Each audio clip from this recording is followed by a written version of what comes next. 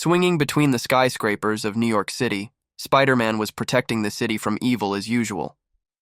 After spending his days as Peter Parker, putting on his costume and fighting crime had become a routine for him. But this night was different. Bright lights suddenly appearing in the sky caught his attention. As the lights danced over the city, Peter's spider sense began to tingle. This was unlike anything he had ever known. As the lights drew closer, the silhouette of a massive spaceship became visible. The residents of New York began to flee in panic. Spider-Man quickly climbed to the top of the nearest skyscraper and examined the ship more closely. Its metallic surface bore traces of extraterrestrial technology. The bottom of the ship opened, and humanoid, but certainly not earthly, beings began to descend. The aliens were blue-skinned with large eyes. The weapons in their hands were unlike anything Peter had ever seen. When they first fired, the walls of buildings crumbled as if melted. Spider-Man sprang into action immediately. Using his web shooters, he launched himself into the midst of the aliens. "Hey, Blue Man!" Spider-Man called out with his characteristic wit. "I think you've landed on the wrong planet. This is Earth, and while we're hospitable, we're a bit sensitive to uninvited guests." The aliens were taken aback by Spider-Man's unexpected intervention. Their leader, who appeared taller than the others, stepped forward. "We come from the Andromeda Galaxy," he said in perfect English. "We are here to take over your planet." Spider-Man tried to use his web shooters to disarm the aliens. "Sorry, but this planet is already taken. Maybe you can find an empty asteroid." The battle had begun. Spider-Man was dodging the aliens' attacks with his superior reflexes and agility while trying to neutralize them. However, the aliens had the advantage in numbers, and their technology was unlike anything Peter had encountered before. Meanwhile, other superheroes of the city began to intervene. Members of the Avengers, the Fantastic Four, and others came together to defend New York. But the aliens' technology was a formidable opponent even for them. As Spider-Man fought, he was also trying to find the aliens' weak points. His spider sense told him that the aliens' body temperatures were much lower than humans. Using this information, he quickly modified his web fluid formula and produced a more sticky, thermally insulated web. "Let's see if this fits you," said Spider-Man as he launched the new web formula at the aliens. The aliens caught in the web suddenly became immobile. Their body temperatures began to rise as they were trapped in the web, weakening them. Other superheroes also noticed Spider-Man's discovery and adjusted their powers accordingly. Iron Man activated his armor's heat-emitting weapons. The Human Torch danced his flames around the aliens.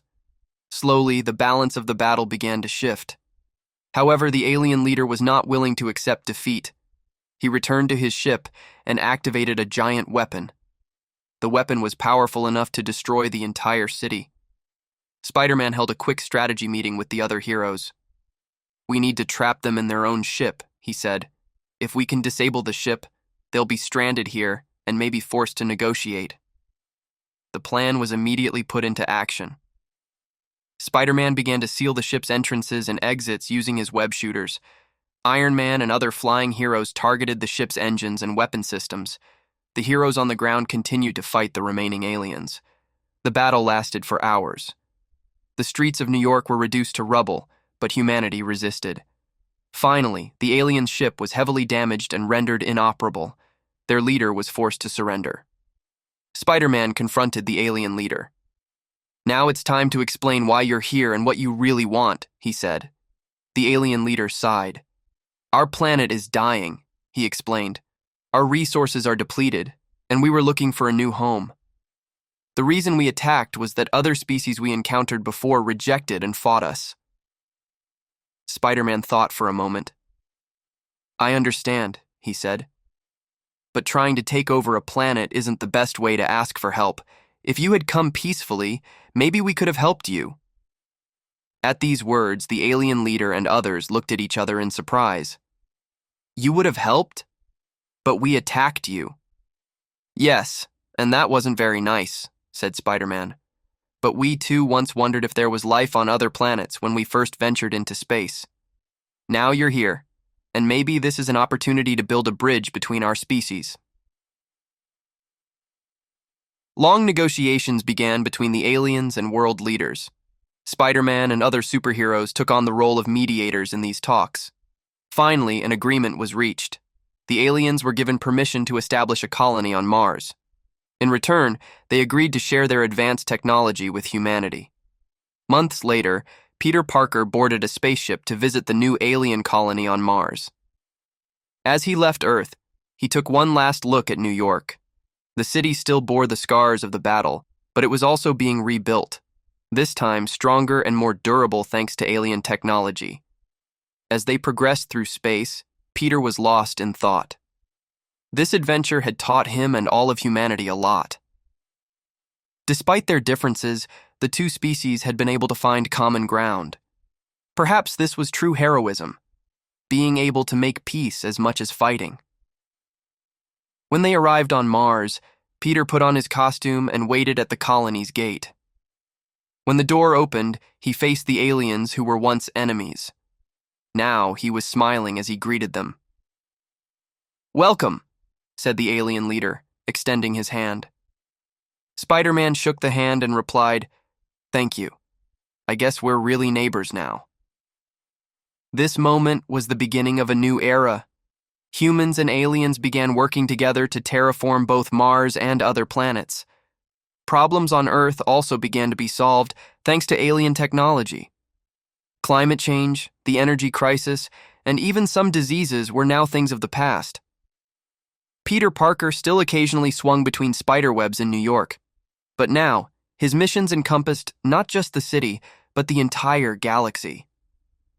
Spider-Man was no longer just a friendly neighborhood hero, but a friendly galactic citizen. This experience had given him and all superheroes a new perspective. They had learned that they could use their powers not just for fighting, but for building bridges between different species and civilizations. As years passed, an alliance was formed between Earth and other planets. Spider-Man became one of the symbols of this alliance. His story continued to inspire future generations. The adventure that began with a spider bite had now spread to an entire galaxy. And Peter Parker, as he looked at the stars every evening, no longer just wondered. He knew that among those stars were friends, allies, and new worlds to be discovered.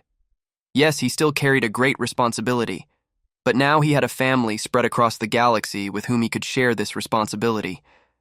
Spider-Man's galactic adventure showed humanity that space was not just a place to be explored, but also an area where new friendships and alliances could be formed. And who knows, maybe one day, on another planet, another young hero would listen to the story of that legendary Spider-Man from Earth and be inspired to embark on their own adventure. And so, Spider-Man's story of responsibility and heroism had turned into an interstellar epic, and this epic continued to be told across the galaxy.